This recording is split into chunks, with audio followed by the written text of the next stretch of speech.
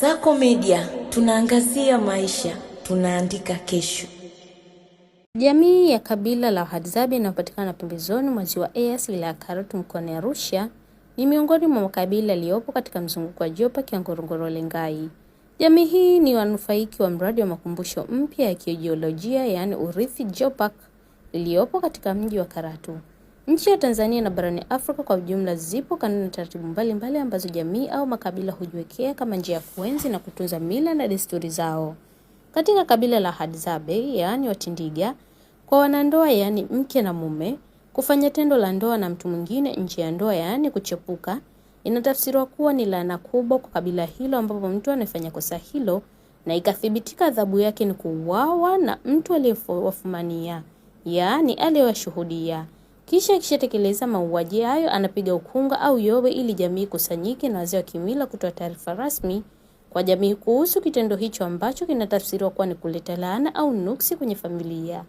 Njia inayotumika kuwaua waliochepuka ni kuchomwa na mishale yenye sumu mwilini mithili ya mnyama anayewindwa.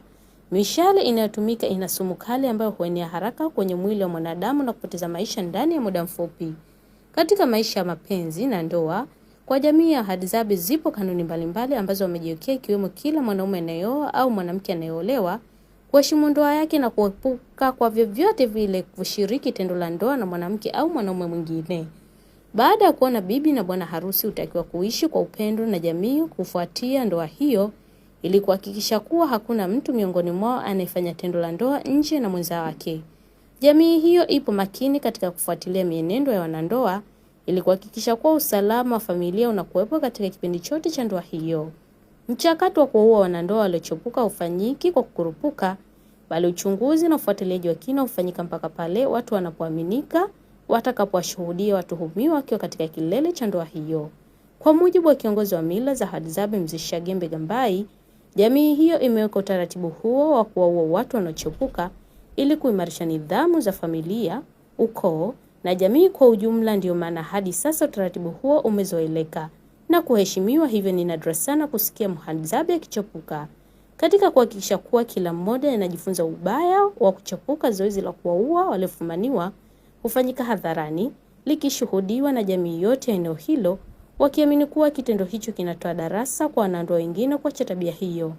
Mzee Shagembe anasimulia kuwa ndoa kwa jamii ya Wahadzabe ni suala la kufa na kuzikana, la hasha. Jamii hiyo huruhusu kuachana, na ikitokea hivyo unaruhusiwa kuoa au kuolewa na mtu mwingine hata kama huyo unaanza naye uhusiano mpya ni mtu wako wa karibu au rafiki wa aliyekuwa mwenza wako.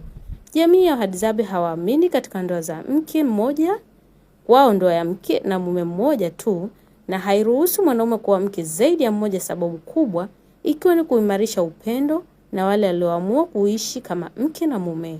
Nikusihi mtazamaji wa Kasako Media, kwa update zaidi unaweza kutufuatilia kupitia mitandao yetu mbalimbali ya kijamii ambapo Instagram na Facebook ni Kasako Media.